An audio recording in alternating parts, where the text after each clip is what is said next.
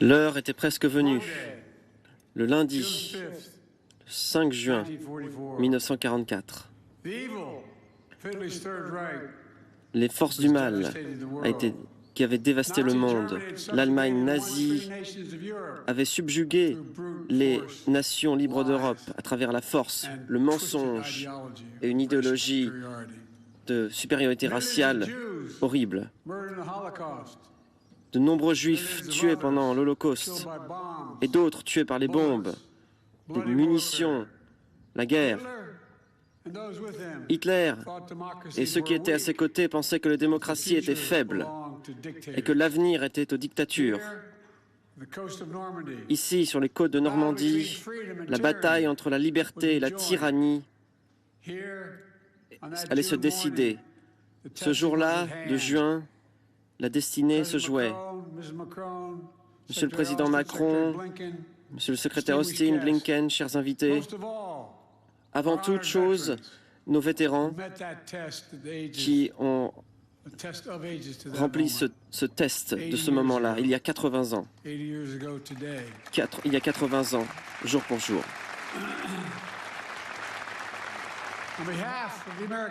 Au nom du peuple américain, en tant que commandant des forces armées, c'est un grand honneur de pouvoir vous saluer ici, en Normandie, une nouvelle fois. Que Dieu vous protège.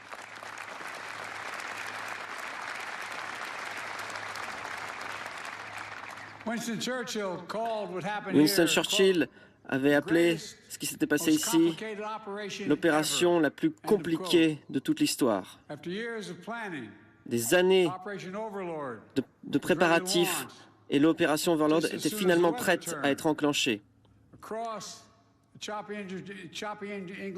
Il fallait traverser la Manche et le commandant des forces alliées, Dwight Eisenhower, attendait. Et c'était la plus grande force armée de toute l'histoire, construite par 12 pays, des hommes, des armes, des bateaux de toutes sortes qui attendaient. Le monde attendait lui aussi. Finalement, les météorologistes ont dit qu'il y avait une fenêtre dans le mauvais temps. Le mardi 6 juin, le général a soupesé le pour et le contre et il a donné l'ordre. À l'aube, les Alliés lanceraient l'attaque. La grande croisade pour libérer l'Europe allait commencer. Cette nuit-là, le général Eisenhower a visité les parachutistes. Il y avait des hommes de toute l'Amérique. 80% d'entre eux se feraient tuer en quelques heures. C'était ça la prévision. Mais ils étaient courageux. Ils étaient déterminés. Ils étaient prêts. Un soldat avait dit au général Eisenhower, « Ne vous inquiétez pas, la 101e division est prête, nous allons nous occuper de tout. » C'est ce qu'il avait dit.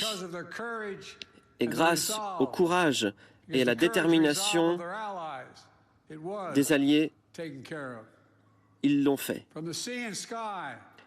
Du ciel, presque 160 000 soldats sont arrivés par les airs. Et beaucoup ne sont jamais revenus à la maison. Et certains ont survécu au jour le plus long. Et ils ont continué à se battre plusieurs mois avant la victoire. Et certains, une poignée, sont encore avec nous ici. Ce jour-là, M. Smith avait opéré sur le premier bateau américain qui est arrivé sur les côtes de Normandie. Il a donné le soutien à ceux qui avaient attaqué la pointe du Hoc pour détruire les artilleries allemandes. Bob Gibson est là aussi. Il a atterri sur la plage de Utah environ 10 heures après le début de l'invasion. Il y avait des balles partout. Bob conduisait un tracteur Et il a aidé l'infanterie en l'aidant de sa protection contre l'aviation allemande. Ce jour-là et les jours suivants, il a continué son travail. Ben Miller est là aussi. C'était un médecin. À 3 heures du matin, lui et 13 autres médecins ont traversé la Manche. Les ailes de l'avion ont été déchirées par les Allemands. Ils ont survécu au crash de l'avion et ils ont fait leur travail. Ils ont mis les soldats en sécurité, ils ont pansé les blessures, sauvé des vies. Tous les soldats qui ont débarqué sur la plage ou qui sont arrivés en parachute, tout marin qui faisait partie des milliers de bateaux, tous les aviateurs qui ont détruit des ponts, tous ont été soutenus par d'autres Américains courageux, des centaines de milliers de Noirs américains et de femmes qui ont servi l'armée malgré les limitations injustes sur ce qu'ils pouvaient faire pour notre nation. Lui, c'était un conducteur noir américain. Ils sont atterris le jour J avec des vivres en première ligne. Woody Woodhouse est là aussi. Il faisait partie d'une brigade d'aviation. Roger Stone est là aussi. Elle faisait partie de la réserve. Elle a été devenue mécanicienne. Elle a réparé les avions pendant la guerre. C'est l'histoire de l'Amérique. Il suffit de traverser les allées de ce cimetière. Tous ces soldats enterrés les uns après les autres, des officiers, des immigrés, différentes races, différentes religions, mais tous étaient américains. Et tous ont servi avec honneur quand l'Amérique et le monde avaient le plus besoin d'eux. Et ceux qui étaient à la maison ont également fait du travail. Ils ont participé à l'effort de guerre. Ils avaient compris que la démocratie ne survivrait que si tout le monde s'y mettait. Les hommes qui ont combattu ici sont devenus des héros, pas parce qu'ils étaient les plus durs, même s'ils l'étaient, mais parce qu'ils avaient une mission audacieuse. Et chacun d'entre eux savait que la probabilité de mourir était réelle, mais ils l'ont fait quand même. Ils le savaient. Ils savaient qu'il y avait des choses pour lesquelles il est bon de se battre, et même de mourir. La liberté vaut le coup. La démocratie en vaut la chandelle. Les États-Unis aussi. Le monde en vaut la peine. À l'époque, aujourd'hui et pour toujours. Certains ont continué pendant 11 mois. Et ici, c'est ici que la guerre a changé de cours. Nous avons montré que les forces de la liberté étaient plus fortes que les forces de domination. Nous avons montré que les idéaux de la démocratie étaient plus forts que toutes les armées ou toute alliance d'armées du monde. Nous avons démontré quelque chose d'autre ici. L'unité insubmersible des Alliés. Avec nous ici, il y a des hommes qui ont combattu ensemble. Il y avait différents drapeaux, mais munis du même courage et pour le même objectif. Ce que les Alliés ont fait ensemble il y a 80 ans surpasse de loin tout ce que nous aurions pu faire tout seuls. C'était une illustration puissante de ce qu'une alliance peut faire et une leçon dont j'espère que nous, les Américains, n'oublions jamais. Ensemble, nous avons gagné la guerre. Nous avons reconstruit l'Europe, même avec nos anciens ennemis. Nous avons investi et nous avons participé à avoir un avenir prospère. Nous avons créé l'OTAN, la plus grande alliance militaire de l'histoire du monde. Et le temps est dans Nous l'avons montré. Nous avons amené plus de nations au sein de l'OTAN, y compris les plus nouveaux membres, la Suède et la Finlande.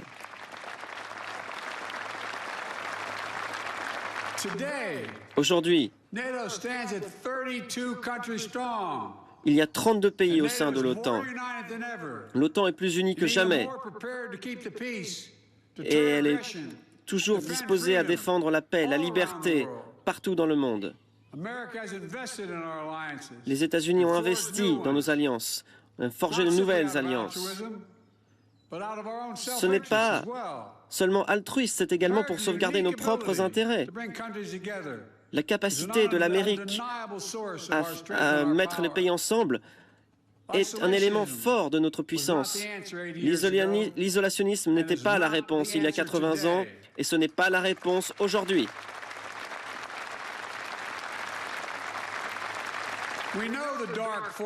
Nous savons que les forces obscures, il y a 80 ans, elles ne s'évanouissent jamais. L'agression, le désir de dominer, de contrôler, de changer les frontières par la force, c'est pérenne. La bataille entre la liberté et les dictatures continue. Ici en Europe, il y a un exemple flagrant, l'Ukraine. L'Ukraine a été envahie par un tyran. Les Ukrainiens se battent avec un courage incroyable. Ils subissent des pertes énormes, mais ils n'abandonnent jamais.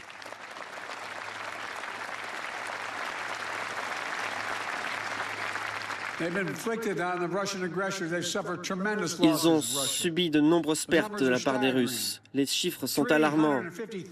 350 000 soldats russes également qui sont morts. 1 million de Russes ont fui le pays parce qu'ils ne voient plus un avenir en Russie. Les États-Unis et l'OTAN et une coalition de plus de 15 pays soutient l'Ukraine. Nous n'abandonnerons pas.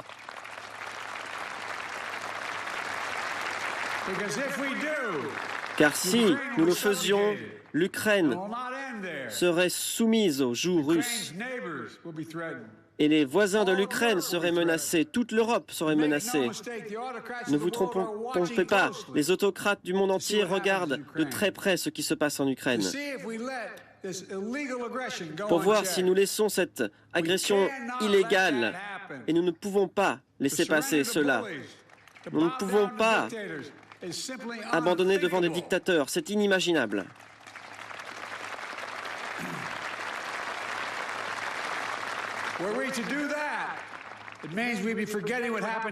Si nous le faisions, nous aurions oublié ce qui s'est passé ici, sur ces plages. Ne vous trompez pas, nous ne nous coucherons pas, nous n'oublierons pas. Laissez-moi finir avec cette phrase. L'histoire nous dit que la liberté n'est pas libre. Si vous voulez savoir le prix de la liberté, venez ici en Normandie. Venez au cimetière d'Europe, où les héros reposent. Allez voir le cimetière de Arlington. Demain, j'irai à la Pointe du Hoc. Allez-y, souvenez-vous du prix de la tyrannie. C'est le sang des jeunes et des courageux. Les forces alliées du jour J ont fait leur travail, ils ont rempli leur devoir. Aujourd'hui, ferons-nous la même chose? Nous vivons à une époque où la démocratie est menacée. Elle est plus menacée que jamais depuis la fin de la Seconde Guerre mondiale, depuis que ces plages ont été, en 1944, l'objet d'un débarquement. Nous devons nous dresser contre la brutalité, nous devons défendre la liberté et défendre la démocratie. Nous sommes ensemble. Et nous devons le faire.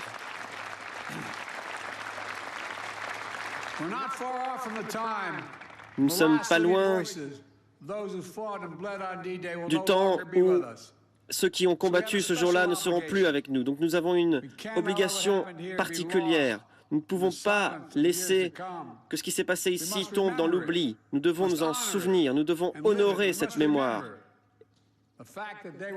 Et nous devons nous souvenir du fait qu'ils étaient des héros et que cela ne doit pas nous empêcher de remplir notre devoir aujourd'hui. La démocratie n'est jamais garantie. Chaque génération doit la préserver, la défendre et se battre pour elle. Voilà le test auquel nous faisons face aujourd'hui. Et la mémoire de ceux qui ont combattu aujourd'hui, qui ont combattu à l'époque, qui ont sauvé le monde à l'époque, nous devons être dignes de leur sacrifice. Et lorsqu'on écrira l'histoire sur notre époque, dans 10, 20 ans, 80 ans, ils diront, quand le moment est venu, ils ont été à la hauteur. Nos alliances l'ont permis. Nous avons sauvé la démocratie à notre époque également. Merci et que Dieu vous protège tous et nos soldats. Je vous remercie.